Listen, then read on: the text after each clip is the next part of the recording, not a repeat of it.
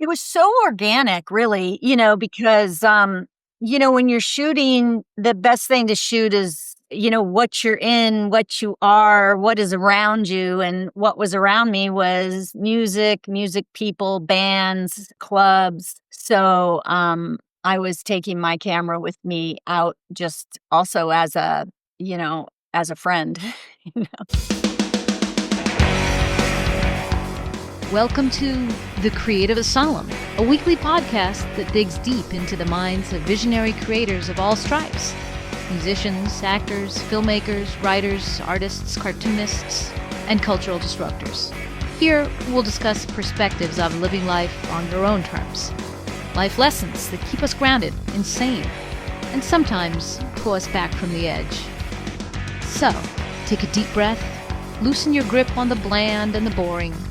This is your weekly prescription for authentic living, creative clarity, and hopefully, a little bit of cultural rebellion. Side effects may include spontaneous joy, existential epiphanies, and an uncontrollable urge to do weird and beautiful things. Hello, everybody. Thanks for coming to the Creative Asylum. I'm your host, Daniel House, and today's guest is an old friend who I had been completely disconnected with for a long time until we reconnected recently so that we could have this interview that you're about to see. My friend is Bootsy Holler. She is a longtime photographer, and at the time of this conversation, she was just getting to release her new photography book, which is called Making It, an intimate documentary of the Seattle indie, rock, and punk scene, 1992 to 2008. By the time this conversation comes out, she will have already been out on the road doing a lot of book tours, pre-selling copies of the book in advance. Her images are fantastic. They're wonderful. The book itself has a foreword by Sub Pop general manager, another old friend, Megan Jasper, and an introduction by Charles Peterson, who probably doesn't need any introduction. Anyway, it's a great book, and this is a really fun conversation with an old friend. So I hope you stick around to the end, and we'll make sure you see lots of Bootsy's images throughout the conversation. All right, here we go. Bootsy Holler. Bootsy Holler, hello. How are you? Hi, how are you? I'm doing okay. It's nice to see you here. It's been, well, I didn't even know how long it's been since we've seen each other, but I want to say probably a few decades, something like that. And we lived in the same city for over a decade and we never saw each other. I know. So now we live in different cities, but we're in the same state. So, But we were always I feel like there's always been like a cross, yeah, for sure. and people working with you or hearing your name or whatever. Well, we Yeah. live in the same basic small universe. Let's talk about this book you have coming out. It's pretty exciting. I have it with me. Okay. I have the mock-up, Right. so it's Yep. called Making It, Okay. an intimate documentary of the Seattle indie rock and music scene in Seattle, 1992 to 2008. And I wanted to put something together with all this work because it was such a impactful time in my life, at the end of my 20s into my 30s, where I was really jamming in Seattle and working and then just shooting music on the side and helping friends out. And those people in the music scene were all my friends and the people I hung out with and did things with. So I felt like as a legacy piece, I needed to kind of go back and get all this into some kind of book form for, my son, but at the same time for anybody that lived during that time. And does it start in 92? Is that when you arrived in Seattle or were you already living there? No, I came down from Bellingham, from Okay. Western Washington University. I graduated in the winter and, was down there December 92, but I had been going back and forth a lot at that time. Right. Really arrived at the end of 92. Okay. Did you already had friends in Seattle in that whole scene before you moved there?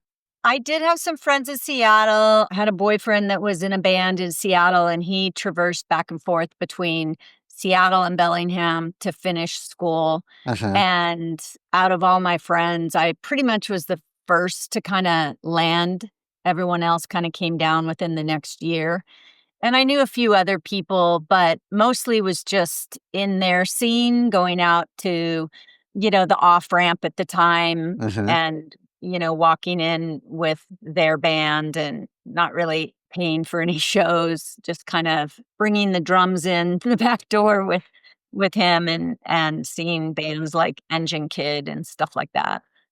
I remember that band Yeah. since I put their records out. So were you what did you major in at Western? I did actually textiles and design in the art department. Okay. Yeah. If I woulda had my dream school, I woulda gone to, like, FIT in Mhm.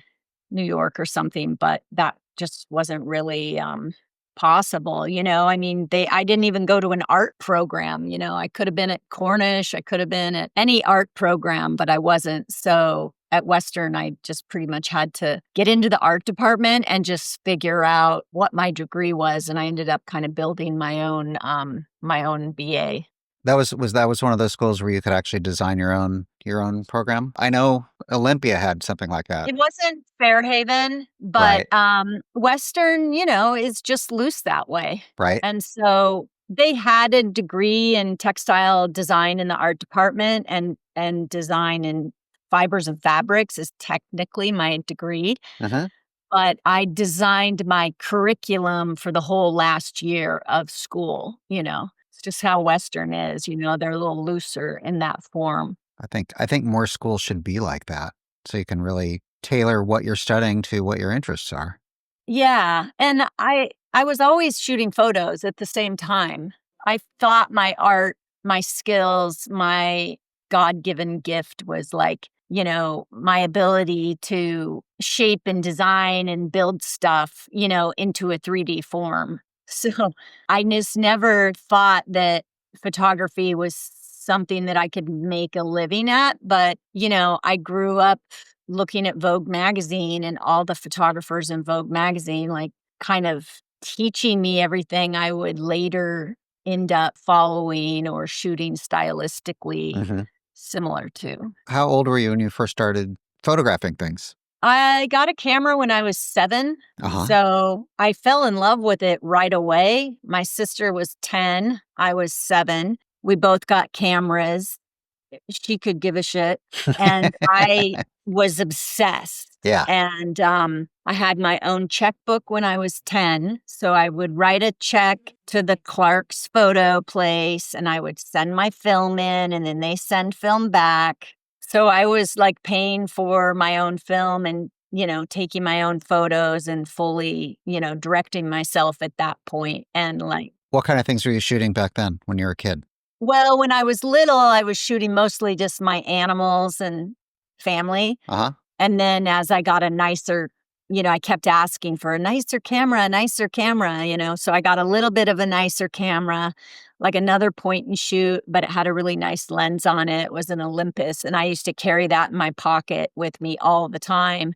And I pretty much documented my whole high school party scene, everything I went through, right? And all Right. my friends. And I grew up in Eastern Washington State, so it's not a city, it's not a big city. So we were partying in the desert and, going out on the Columbia River and, there's just not a lot to do but party and drink and smoke. So there's And take photographs. and take photos. But Right. yeah, I would say mostly I did portraiture and documentary during that time. So Uh-huh. by the time I got to college, I did finally get a camera, SLR camera with a lens. And then finally, my second year in college, took a photography class. And so that was my first formal class and like learning black and white and how to shoot and how to develop and process film. And that's also where I fell in love with the medium format cameras because my camera actually wasn't very good. And my teacher told me so. And so I just rented equipment from the school, it was free, and started shooting medium format, which I still shoot to this day and really in love with the square format. Is that like a 3x3? It's a 2 1/4 square. 2 1/4. Okay. Yeah. I was almost there. Yeah, close. My first marriage was to a woman that I met when she was going to Seattle Central Mm, in the photography program. And yeah. so I almost remembered correctly. So at what point did you go from portraiture to bands? Or was it still mostly just portraiture of people in bands? Like, was it mostly music related or was it all kinds of different things?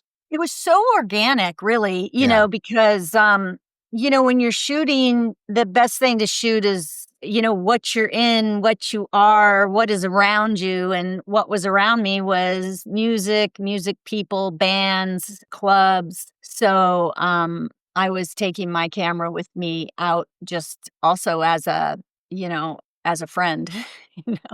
And meeting people. And I did run a different business for a while. I worked for a friend who had her own small business, which inspired me to start my own small business, which incorporated images into some of the products. And I worked with copper and aluminum, and I made picture frames, and I made these little magnets that some people still to this day have on their fridges.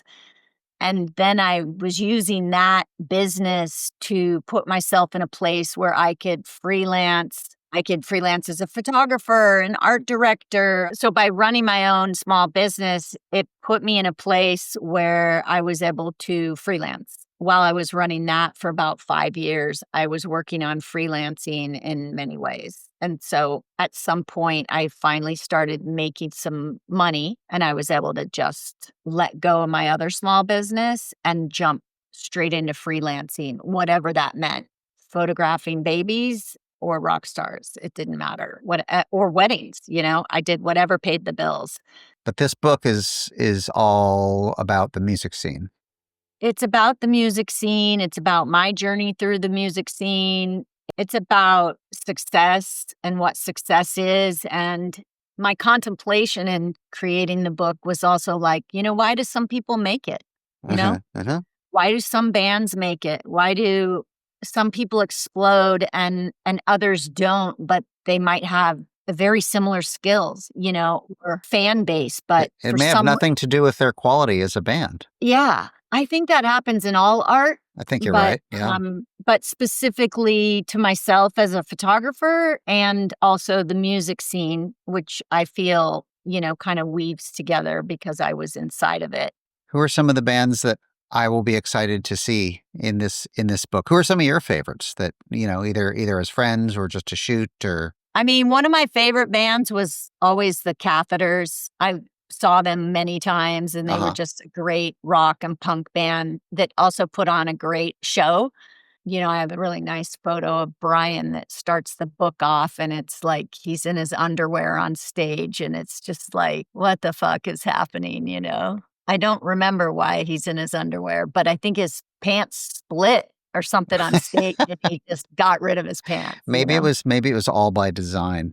I don't know if you saw Soundgarden in the early days, if you like ever came down from Bellingham, but I remember a bunch of the early shows when Chris as the rock and roll Adonis was invariably up there. And there was always some part of the show where he would literally rip the t-shirt off of his body. And it was kind of so cheesy, but it was also so awesome at the same time. But you almost like, when's it going to happen? And then later I found out that Chris actually used to go to a bunch of thrift stores and he would get like really cheap t-shirts that he could do that with. So he wouldn't spend a lot of money. And I think he may have even like put little, razor blade cuts in them to make it easier to tear off. Who knows? Maybe the underwear was just part of the whole gig. Well, I only saw him in his underwear once. Okay. So I don't know. But Chris Cornell was such a sex symbol that Yes. I can imagine that for him ripping off his shirt, just like the crowd must have just gone insane. Yeah, pretty much. I mean, the one of the only dude singers that I knew in that scene that even straight dudes wanted to get with, or at least the women wanted to be with him and the men wanted to be him or something. Yeah. So I God, there's a shot that you took of Carrie that I just think is such a great shot. Such a great portrait. She's kind of going, like, or something. The screaming shot? Yes, where yes. she's literally screaming with the Rockfords? Yeah. Is that what? Okay. Yeah. So the solo image of her screaming isn't in the book, but Okay. I put a group photo with her screaming with the guys behind her Uh-huh. because I know you obviously had experiences with Carrie and all her music throughout the years. When she came to me to shoot photos with her, it was a great, great collaboration. Yeah. Yeah, she and I, still work together. Yeah. She's called me up and we worked on her last solo album together and I laid out and designed the album and we used a piece of my art. And yeah, I think sometimes as an artist, it's so nice to have someone else to collaborate with because it's just, she was writing music, dealing with the band, working a job, and then, nice to be able to walk into a studio with me and kind of let me take over Mm-hmm. some of the art direction for her. But she also had ideas as well. Oh, yeah. Oh, Yeah. yeah. I mean, she would be able to throw ideas out, Mhm. but she felt safe enough to let go because she and I connected on such a great level artistically about how she should be seen or viewed. I Mhm. mean, I styled her Right. for many of those shoots. So she's either wearing clothes that I bought because I would collect vintage clothing and I would put it on people and I would style them. And for me, taking a portrait is about the sitter feeling comfortable, safe, good in their skin. When you have a camera at you, it's pretty hard to kind of relax. And so the better director I can be and the more information I can give people and pump them up about what looks best and what's coming across great on camera, I think really helps people. And I think part of that was why we had such a great relationship in shooting photos together. Yeah. If you're enjoying this conversation, please make sure you hit that follow button so you never miss an episode. If you're watching on YouTube, please like this video, leave a comment, and if you haven't already, please subscribe. It's the quickest way to grow our channel, and it's absolutely free. You can also subscribe to our other channels on social media.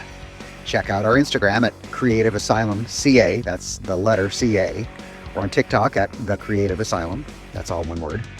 Our website is thecapod.com, and our Facebook profile is the same, facebook.com/thecapod. All right, back to the episode. What do you find is kind of the difference in terms of how you approach or what it's like between shooting portraits of a single person versus a band, like a group of people? Is it the same difference for you, or is it like distinctly different, or does it really just matter on who the person or the band might be? Yeah, I mean, I think, it's easier, I think, to shoot a portrait of a single person because you can do more.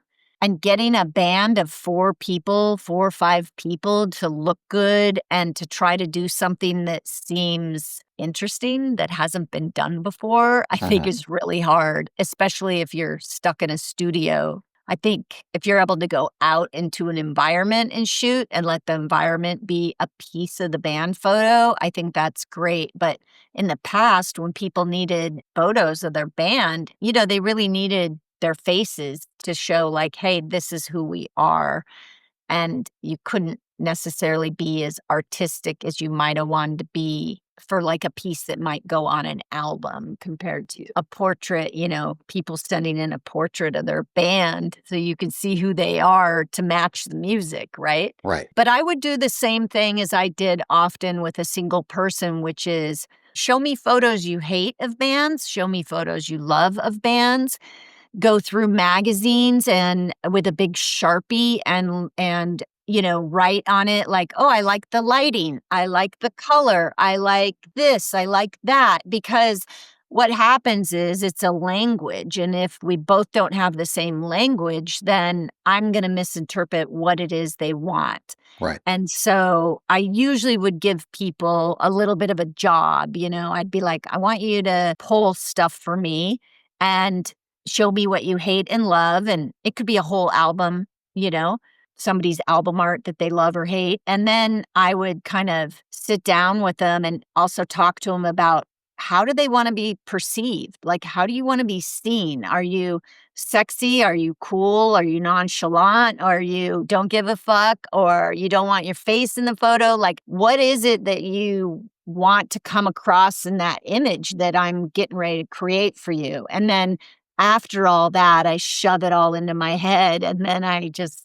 start creating from a complete instinctual place. And I might build a whole set or environment or wardrobe, and we can just play, and if something's not working, I can just be like, fuck it, I hate this, let's move on. Do you have a preference between creating an environment versus working in a more organic environment, or does it just really depend? Nowadays, I love to be out in an environment and love to find an environment that can build inside of what I'm doing. But sometimes you're just stuck in a simple place or a house or a room, or you only have a backyard. So it's like, how can you force yourself to create outside of having all these other things to help you? How can you just make a really simple, clean portrait? And then maybe I decide to do something else. Like sometimes if I know I don't have like a great space to shoot in, I might shoot with a Polaroid camera or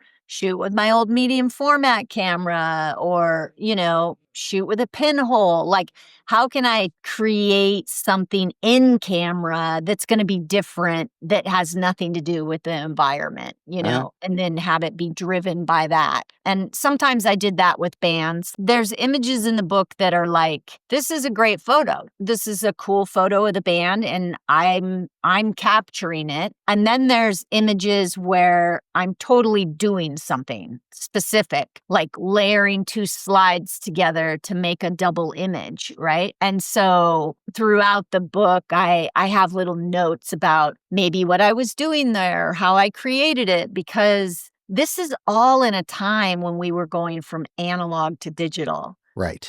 In music and in film. And so... And with the World Wide Web. Yeah. I mean, the World Wide Web came into existence in 91, but it was still a few years before it really started becoming part of our daily lives, before it really changed how we consumed media. For sure. And just digital cameras in general, right? Like, even once I got a digital camera, I would use it for color, but I would never use it for black and white. Like, I was still like, if you're going to shoot black and white, and then you have a black and white camera and film, then shoot it, right? Why not shoot the real thing? And I had a black and white dark room in my studio. So, of course, for me, it became easier, to process and print stuff because I had my own space to do it. And film is expensive. And so I shot a lot of black and white for a long time because I could control it and I could, pay for it and print it myself. So what's your preference now? Do you have a preference in terms of what medium you work with? Black and white, color, digital, traditional? I do it all. I really just what is the project I'm working on and what makes sense? I have a really nice medium format digital camera, and I love to use that. But like, my son is learning how to take pictures right now. So, I'm loading black and white film in an old Canon AE1. And creatively, do you have a personal preference, or it just doesn't matter? Not really. It just depends on the medium, like whatever the art project is I'm working on. Because right now I'm mostly just working on art. So, but like, I went and photographed my neighbor gal. She's a musician, and I, went to the studio and, I shot digital because I can turn around and give it to her ASAP,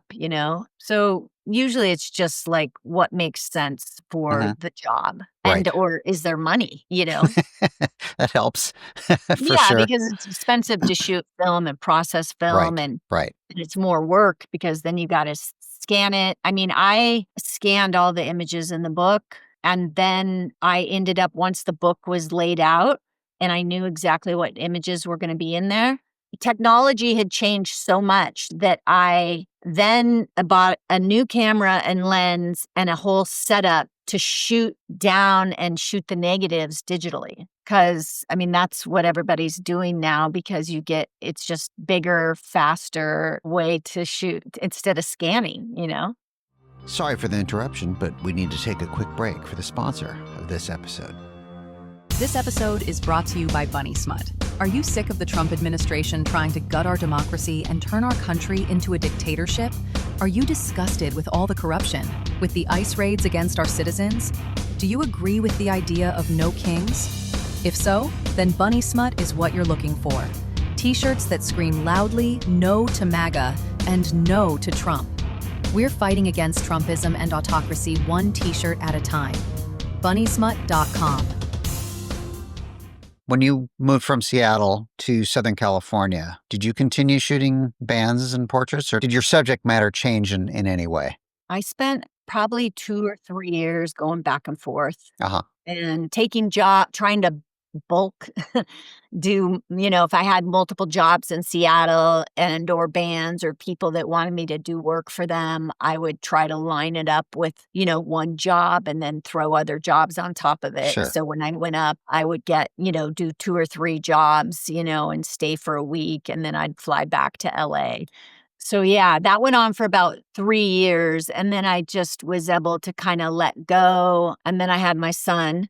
So it just made it harder to travel. I did do a couple big jobs when I was probably 7 months pregnant. And those were my last really big jobs I did. In LA or in Seattle? It was actually in Oregon. It was a big job in Oregon. Yeah. Commercial work. Yeah. And then I just really was concentrating on my fine art and creating bodies of work. So really right now I'm mostly just doing fine art photography and trying to get all my art into book forms, and which is part of why, this book got made. What was the impetus from moving to California in the first place? As somebody who also moved from Seattle to Southern California, I'm just curious. Well, I definitely was feeling like too old for the scene, Uh-huh. Going out to shoot, I felt like there was just less and less people out that I knew. Yeah. It's like you knew the people who owned the clubs, the managers, the bouncers, the sound guys, but people in the audience were not necessarily people I knew anymore. Yeah. So I was feeling a little bit outside of the scene and was trying to mostly work on just getting jobs. And then I also started working on shooting videos, music videos, learning sound. I did a music video for Schoolyard Heroes. Yeah, I thought, okay, well, this will refresh me. This will get me into a new place, directing and producing music videos, and get me a little more excited about doing something different and learning a new skill, shooting video and camera work. And then my dog passed away, my dog Pony, which everybody who knew me knew Pony. And she was kind of a core person in my life before staying in Seattle.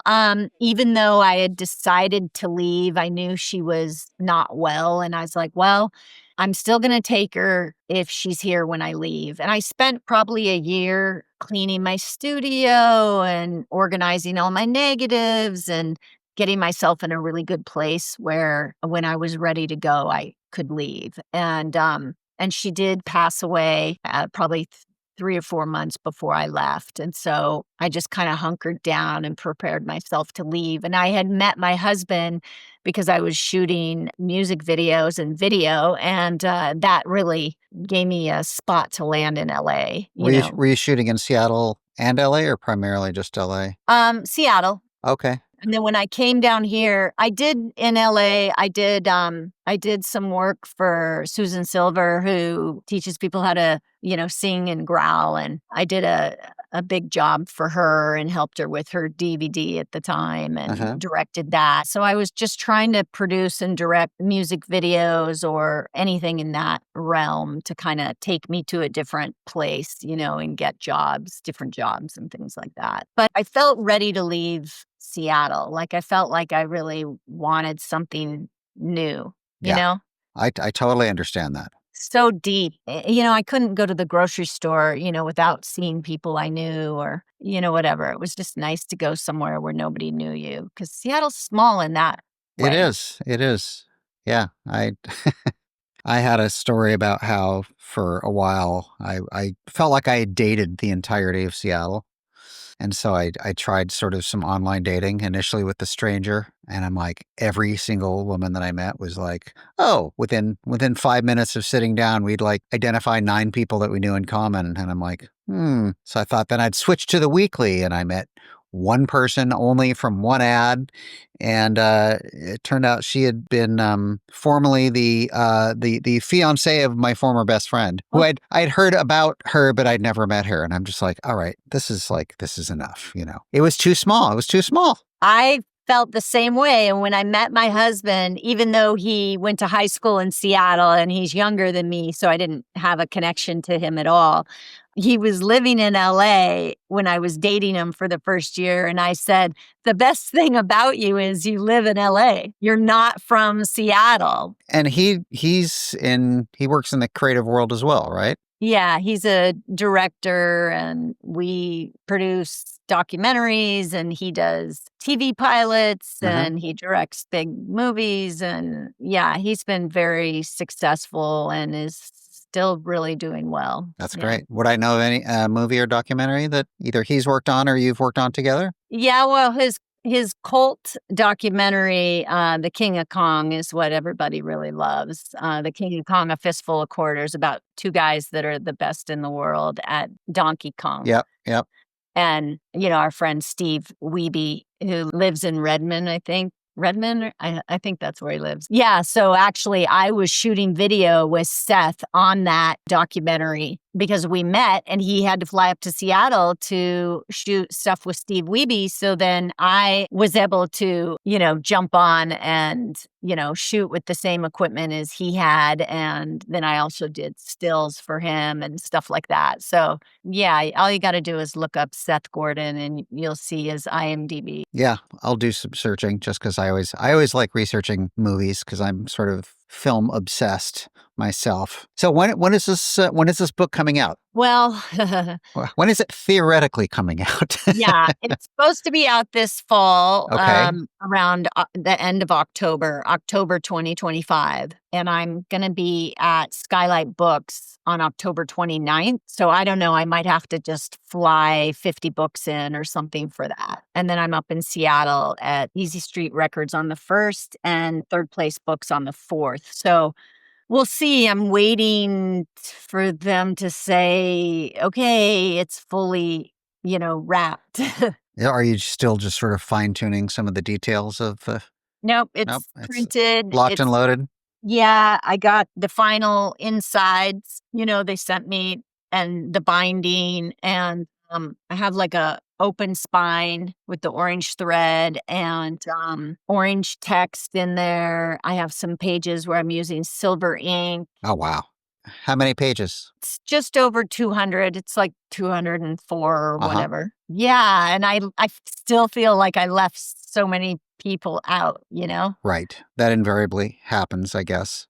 That just means you're going to have to, release more books. Maybe. We'll see. I don't know if I could get another rock and roll book out of me, but well, maybe not rock and roll. What would the next book be if it weren't rock and roll? Well, I'm mostly just working on small books of bodies of work that I've produced. Okay. I have a series called Without Words that has, a good collection of 25 images that are fine art images. And then I'm also working on a show in Oregon, in Portland at the end of the year. No, end of 2026, because galleries are like, can you do it 2 years from now? So I'm working on a body of work called Contaminated, which are these sculpture pieces that I've been making from kind of my story about living in Eastern Washington where the Hanford nuclear plant is and my family's place in that and the illnesses, people that have gotten ill and the government had to pay them out. So like I said, the fine art is mostly, what I'm doing right now. And if I shoot, most like the girl across the street I shot for, I'm like, it's fun. I'll come do it for you. I don't, It's not even about money, But what's driving you more right now, or at least more to your passion is doing the fine art stuff currently. Yes. Okay. Completely. Tell everybody here the name of the book again, and we'll make sure to include a link in the show notes and all of that stuff so people can buy it. It's called Making It, an intimate documentary of the Seattle indie rock and punk scene 1992 to 2008. It's kind of long. It's 2008 is that when you left Seattle, basically? Yeah, I left at the end of 2007, but then, spent the year coming back and forth a lot. So I had a little bit of work that showed up at that time. So I thought it was a nice block of time. I can't wait to see the book. I'll definitely be buying a copy. I feel this is great. It's just fun to chat about it. Yeah. And yeah, it's just nice as an artist to be able to talk about, why we do it. And, I think it's a big question about why do we keep making art even if we're not making a ton of money from it? I think that's the core question to this entire podcast. Yeah. And I think maybe the answer is because we have to. I definitely feel that. It's like if you have a real passion, it doesn't matter. You have to get it out of your body, whatever it is. And that's how my art comes up. It's just like I have to purge it through my system and put it together. And then once it's all laid out, I can walk away and then another piece comes up. Yeah. Awesome. Thank you, Daniel. Well, thank you. Thanks so much for listening to this episode of The Creative Asylum. A quick favor before you go. If you liked this conversation, please be sure to follow and subscribe wherever you get your podcasts. New episodes drop every Tuesday at 10. You can find us on Instagram and on YouTube at Creative Asylum CA. That's Creative Asylum and the letters CA. Our website is thecapod.com. And our Facebook is the same, facebook.com/thecapod. Until next week, when we'll have a new conversation with another creative disruptor, stay creative in life and at work.